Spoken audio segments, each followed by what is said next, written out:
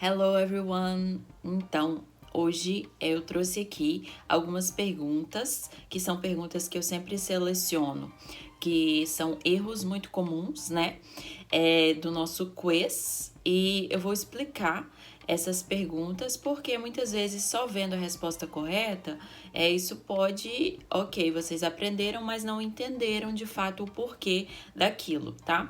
Então, eu trouxe aqui, eu estou lendo aqui as perguntas e vou explicar e vou deixar aqui na tela para vocês também, tá? Então vamos lá. Primeira delas. Você concorda? Como falar isso em inglês? A resposta correta é do you agree? Do you agree? E a resposta que muita gente colocou foi Are you agree? Eu já vi muita gente errando isso e realmente não está correto falar Are you agree? Porque não tem por que usar o verbo to be, né? O are, nesse caso, porque a gente está perguntando, você concorda, né? Ao usar o verbo to be, fica completamente sem sentido. Então, como falar você concorda em inglês? Você vai colocar o auxiliar do e vai falar do you agree? Então, are you agree? No, not correct, ok? Onde a tinta foi comprada? Como que eu falo isso em inglês? Então, where was the painting bought? Where was the painting bought? Tá? Essa é a resposta correta. A resposta que muita gente deu. Where did buy the painting? Where did buy the painting? Primeiro que essa pergunta não faz sentido nem se fosse outra coisa que a gente quisesse falar, né? Poderia fazer sentido se a gente falasse Where did you buy the painting, tá? Eu entendo porque muita gente colocou isso, porque o pensamento o verbo é comprar e tá no passado e é uma pergunta, então vou ter que usar o auxiliar did, né? Mas nesse caso, a pergunta, o verbo no passado está sendo representado aí muito mais pelo foi, tá? O verbo do foi é qual? É o verbo to be, não é? Então, where was, tá?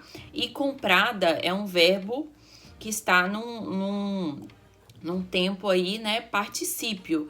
E como que é o particípio de bought? Como que é o particípio de buy? Buy é um verbo irregular que tem o passado bought e o particípio é igual, é bought também, tá? Então, por isso que ficou where was the painting bought? Se fosse onde você comprou a tinta, aí sim você falaria where did you buy the painting, tá bom? Próxima. O que ele estava fazendo? O que ele estava fazendo? Resposta correta. What was he doing? O que ele estava fazendo, tá? A resposta que muita gente colocou. What he was doing. What he was doing. Tá errado por quê? Se a gente fosse perguntar, ele estava bem? Was he okay? Was he okay? A pergunta, a gente troca, a gente inverte a ordem do verbo to be com o sujeito, certo? Was he okay? Então, o fato de você colocar um what antes disso, né? Tipo, o que antes da pergunta em si, não vai alterar essa regra. Então, was he doing? What was he doing? What he was doing não tá seguindo a regra da interrogação. Então, na afirmativa, você fala he was doing, blá, blá, blá. Agora, na hora de perguntar é what was he doing, tá bom? Próxima. Ele já tinha ido para casa quando ele chegou. Nesse caso, a maior dúvida foi qual é o particípio de to go, tá? O verbo to go é um verbo irregular que, passado simples, went, particípio, gone, tá? Então, nesse caso, muita gente marcou a primeira alternativa. She had already went home when he arrived. No, tá errado. She had already gone home when he arrived, tá bom? Próxima. I look at them playing every day. Tem um erro nessa frase. O que eu preciso fazer para acertar essa frase, tá? Para ela ficar correta, nós devemos resposta. Substituir look at por watch, tá? I watch them playing every day. Essa é a resposta correta. Por quê? Porque look at é um verbo que denota a ação de olhar para algo especificamente e de olhar para algo específico, tá? Quando a gente fala them playing every day, você está olhando para uma situação por um período de tempo. Então, você está assistindo aquilo, você não está olhando aquilo, né? Pensa no português, é para pensar um pouquinho nesse sentido. Eu olho para eles jogando todo dia ou eu assisto eles jogando todo dia? Assisto, certo? Então, nesse caso, seria o verbo to watch. Então, I watch them playing every day. A resposta que muita gente marcou foi o trocar o them por they. E não tem sentido, é them mesmo, tá bom? Então, estaria completamente errado falar I watch they playing every day, tá bom? É them mesmo. Próxima, você pode me emprestar o seu livro? Como eu falo isso em inglês? Então, vamos lá, resposta correta. Can you lend me your book? Can you lend me your book? A resposta que muita gente marcou. Can you borrow me your book? Gente, prega isso na cabeça de vocês. Lend é emprestar.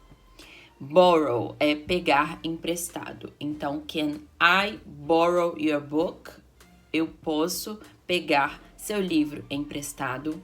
Lend. Can you lend me your book? Você pode me emprestar o seu livro? Então, por isso que no primeiro exemplo eu falei can I. Can I borrow your book? Eu quero emprestado.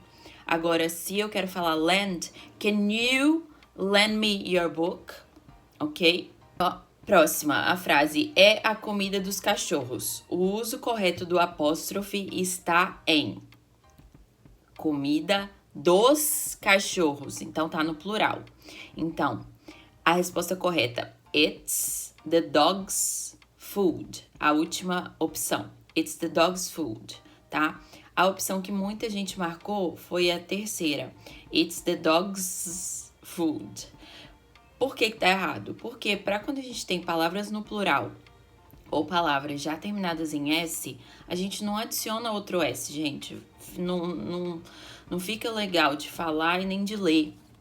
Então, a gente simplesmente adiciona um apóstrofe no final da palavra, tá? Então, a última. E em relação a esse it's aí, a gente tá falando it is the dog's food, right?